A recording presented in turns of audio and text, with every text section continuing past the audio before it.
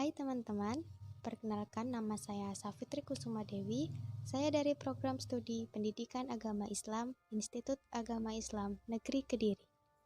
Nah, di video kali ini kita akan mempelajari mengenai kesulitan belajar. Belajar adalah proses memperoleh pengetahuan dan pengalaman baru yang terwujud dalam perubahan perilaku. Belajar merupakan pengalaman multisensori, melihat, mendengar, merasa, dan melakukan.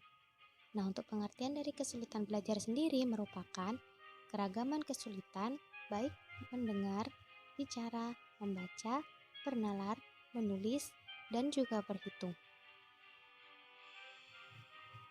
Nah, untuk istilah yang digunakan terkait kesulitan belajar ada dua. Yang pertama yakni learning difficulties dan juga learning disabilities.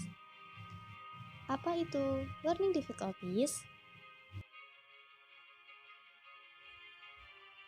Learning difficulties adalah hambatan belajar yang dialami individu sebagai akibat dari faktor internal dan eksternal. Untuk faktor internalnya, yakni ada kondisi fisik, faktor kognitif, dan emosi. Sedangkan untuk faktor eksternalnya, ada lingkungan belajar, sarana belajar, dan strategi pengajaran guru.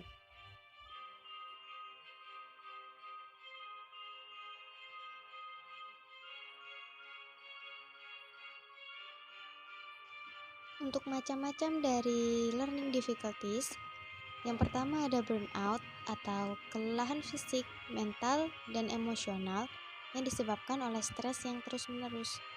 Yang kedua ada underachievement atau kesenjangan antara prestasi yang dicapai dengan kemampuan siswa. Selanjutnya ada prokrastinasi akademik, yakni perilaku menunda-nunda atau menghindari kegiatan akademik dan tugas yang tidak diinginkan. Nah, prokrastinasi akademik ini biasanya dilakukan secara sengaja dan tidak menyadari konsekuensi yang ditimbulkan. Selanjutnya ada slow learner atau kemampuan anak untuk mempelajari keterampilan akademis berada di bawah rata-rata teman sebayanya. Oke, kita berganti ke learning disabilities.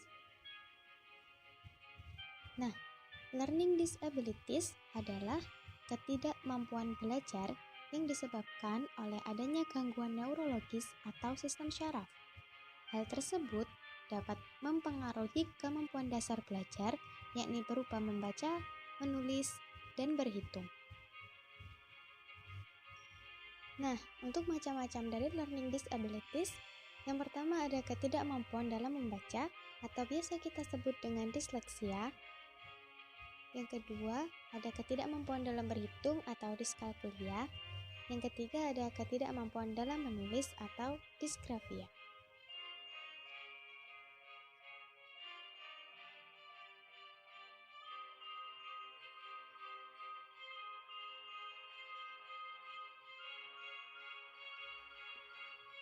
Oke, selanjutnya ada ketidakmampuan untuk mendengarkan sesuatu dengan baik dan benar, auditory processing deficit atau APD. Yang kelima ada ketidakmampuan dalam memahami dan menggunakan informasi visual atau visual processing deficit atau VPD. Serta yang keenam ada attention deficit hyperactivity disorder atau ADHD yang dipengaruhi faktor keturunan atau genetis dan terkait dengan struktur atau fungsi otak.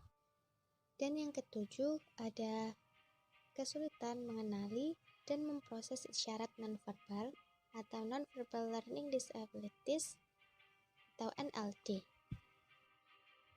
Nah, setelah belajar mengenai learning difficulties dan learning disabilities, kita akan belajar mengenai diagnosis kesulitan belajar. Cara mengidentifikasi siswa yang mengalami kesulitan belajar, yang pertama ada identifikasi dari aspek kognitif, dan yang kedua ada identifikasi dari aspek perilaku.